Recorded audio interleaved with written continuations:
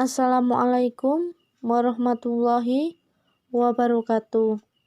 Nama saya Anggi Febrianti, NIM 19514000009 dari Prodi BK semester 3A. Di sini saya akan membahas bab 8 teori interpersonal Sullivan. Yang pertama, gambaran umum teori interpersonal. Harry Stack Sullivan, orang Amerika pertama yang membangun kepribadian yang komprehensif. Ia percaya bahwa manusia mengembangkan kepribadian mereka dalam konteks sosial. Tanpa orang lain, menurut Sullivan, manusia tidak akan memiliki kepribadian. Sebuah kepribadian tidak akan dapat terpisahkan dari hubungan interpersonal kompleks, di mana seseorang hidup dan memiliki keberadaannya. Sullivan 1953A halaman 10. Teori interpersonal Sullivan menekankan pentingnya ragam tahapan perkembangan masa bayi, kanak-kanak, juvenil, pra-remaja, remaja awal, remaja akhir, dan dewasa. Biografi Harry Stack Sullivan. Harry Stack Sullivan lahir di Norwich, New York pada tanggal 21 Februari 1892 dari pasangan Katolik Irlandia. Ibunya Ella Stack Sullivan dengan Timothy Sullivan. Sullivan menerima kedudukan sosial tertinggi keluarga Stack di atas keluarga Sullivan, hingga ia menjadi psikiater ternama. Selanjutnya, ketegangan.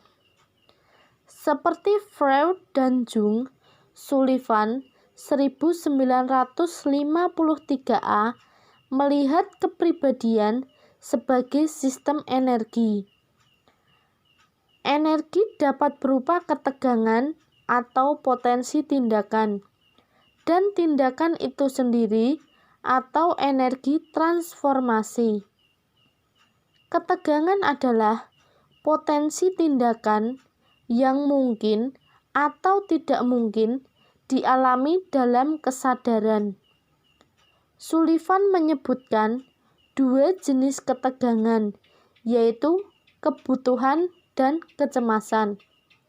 Kebutuhan adalah ketegangan yang dibawa oleh ketidakseimbangan biologis antara seseorang dengan lingkungan fisiokimiawi, baik di dalam maupun luar organisme.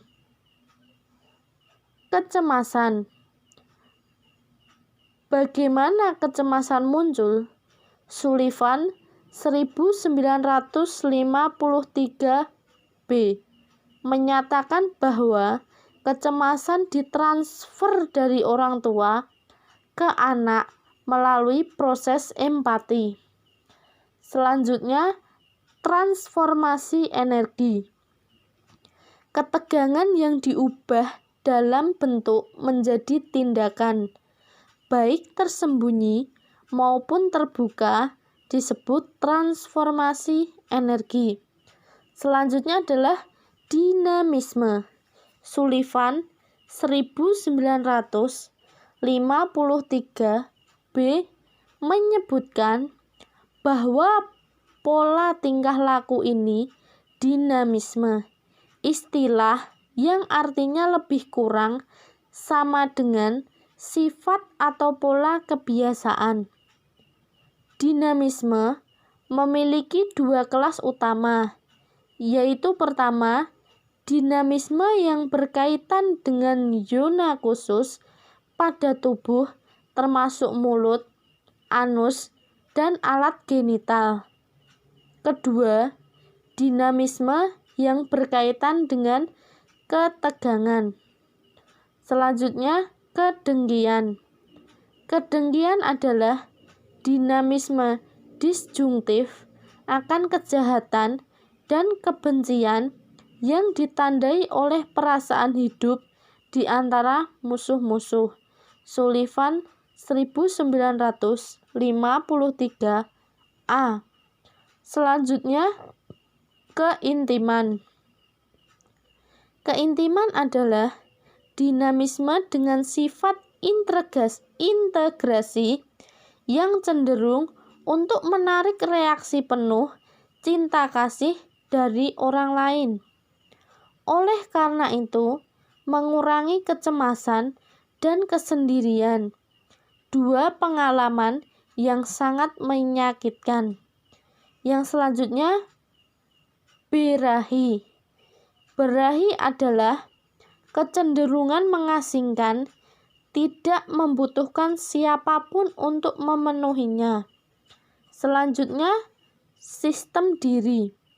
Sistem diri adalah dinamisme konjungtif yang timbul dari situasi interpersonal. Akan tetapi, sistem diri berkembang lebih dahulu dari keintiman, yaitu suatu hasrat usia sekitar 12-12 bulan. Selanjutnya, personifikasi dimulai saat bayi dan berlanjut selama berbagai tahapan perkembangan manusia memperoleh gambaran tertentu akan diri mereka dan orang lain.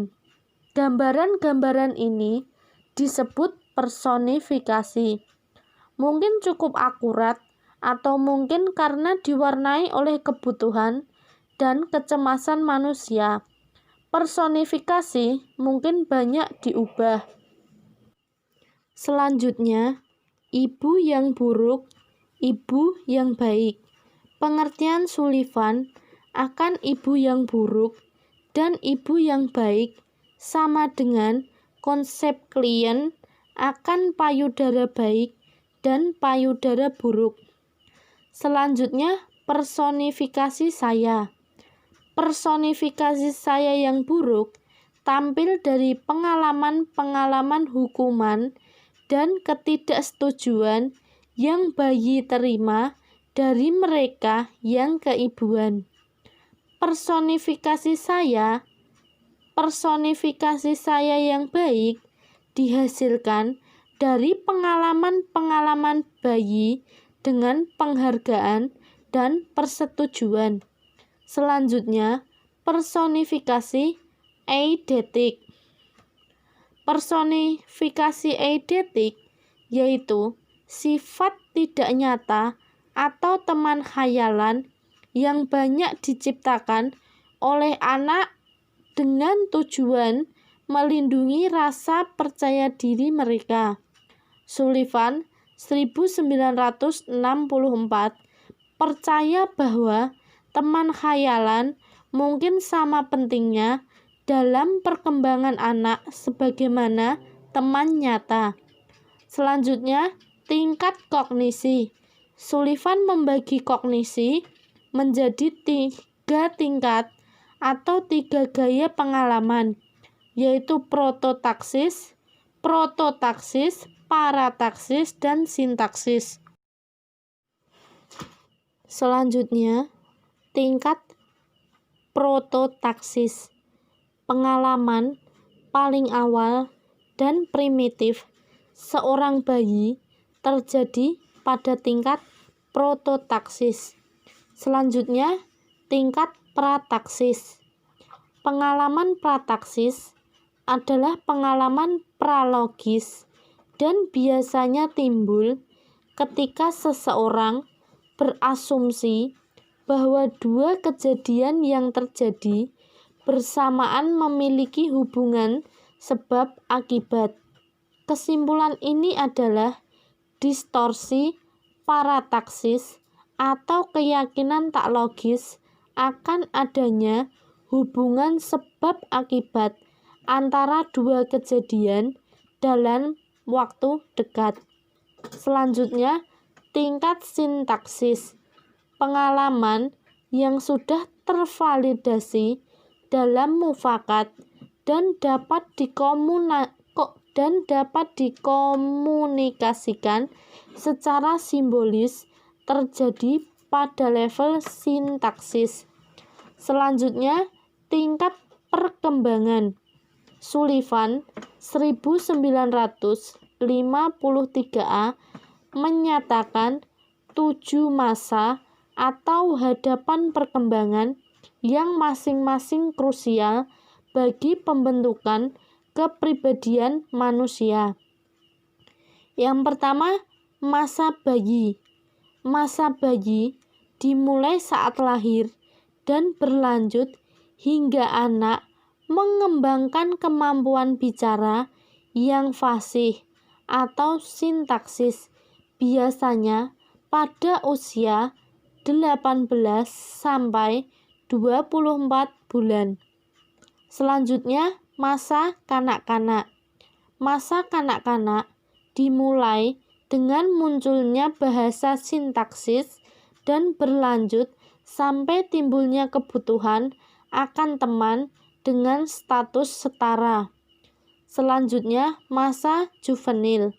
Masa juvenil dimulai dengan adanya kebutuhan akan kelompok teman atau teman bermain dengan status setara, dan diakhiri saat seseorang menemukan satu teman untuk memuaskan kebutuhan akan keintiman.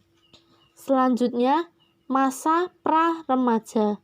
Masa remaja yang dimulai saat usia 8,5 tahun atau 8,5 tahun dan berakhir pada masa remaja adalah waktu untuk keintiman dengan orang tertentu. Biasanya seseorang dengan jenis kelamin yang sama. Selanjutnya, masa remaja awal. Masa remaja awal diawali pubertas dan diakhiri dengan kebutuhan akan cinta seksual terhadap seseorang. Selanjutnya, masa remaja akhir. Masa remaja akhir mulai ketika orang muda mampu merasakan keintiman dan terhadap orang yang sama, dan berakhir dengan masa dewasa ketika mereka mencapai hubungan cinta yang abadi. Selanjutnya, masa dewasa. Keberhasilan melewati masa remaja akhir akan mencapai puncaknya di masa dewasa, yaitu periode ketiga.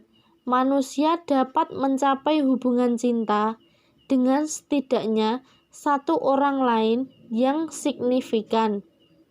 Selanjutnya, gangguan psikologis.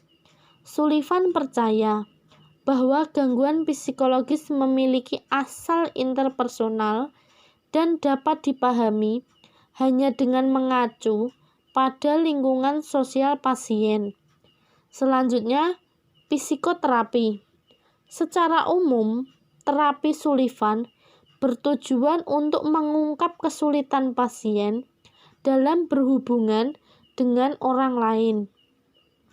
Untuk mencapai tujuan ini, terapis membantu pasien untuk menyerahkan rasa aman mereka ketika berhadapan dengan orang lain dan untuk menyadari bahwa mereka bisa mencapai kesehatan mental hanya melalui hubungan pribadi tervalidasi dengan mufakat.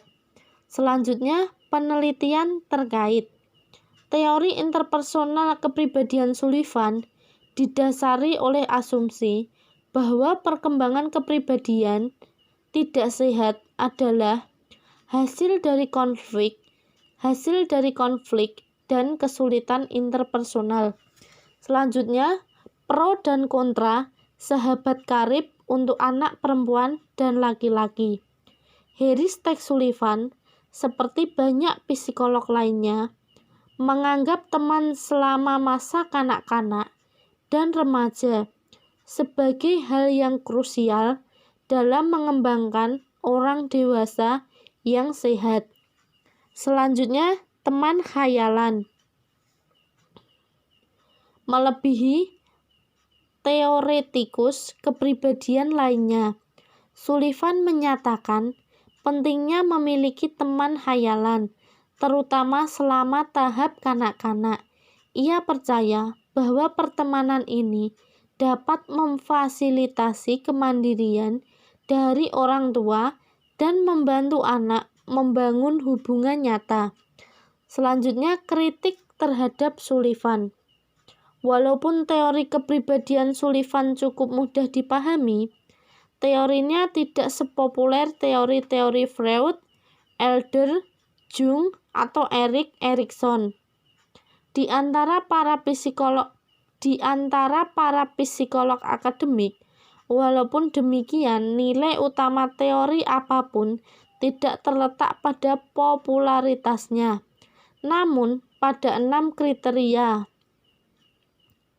Selanjutnya, konsep kemanusiaan.